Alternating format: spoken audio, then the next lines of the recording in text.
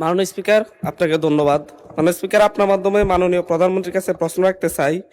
বাংলাদেশের কয়েক ডজন বীমা কোম্পানি যারা বিভিন্ন প্রতারণামূলক অফার দিয়ে মানুষের বীমার টাকা আত্মসাৎ করেছে এবং আওয়ামী লীগ সময়ে লক্ষ লক্ষ কোটি টাকা বীমা কোম্পানিগুলা থেকে তারা লুটপাট করে নিয়েছে। এই বীমা কোম্পানিগুলোর ব্যাপারে এবং মানুষ যারা এখানে অর্থ জমা রেখেছে সেগুলা পুনরুদ্ধারে সরকার কোনো উদ্যোগ নেবে কিনা। আমার উপজেলা সহ সারা বাংলাদেশে এরকম লক্ষ লক্ষ ক্ষতিগ্রস্ত মানুষ রয়েছেন যাদের টাকা বীমা কোম্পানিগুলো আত্মসাৎ করেছে। ধন্যবাদ মাননীয় স্পিকার। মাননীয় প্রধানমন্ত্রী। মাননীয় স্পিকার, ধন্যবাদ আপনাকে এবং আপনার মাধ্যমে আমি সংসদ সদস্যকেও ধন্যবাদ জানাচ্ছি তার প্রশ্নের জন্য। নিশ্চয়ই সংসদ সদস্য আপনার ধারণা আছে, মাননীয় সংসদ সদস্য আপনার ধারণা আছে যে এই যে সকল যে বীমা কোম্পানি এটার যে একটা হেড আছে তাকে ইডরা বলে, এবং আপনি নিশ্চয়ই অবগত আছেন যে ইডরা নতুন একজন চেয়ারম্যান নিযুক্ত করা হয়েছে।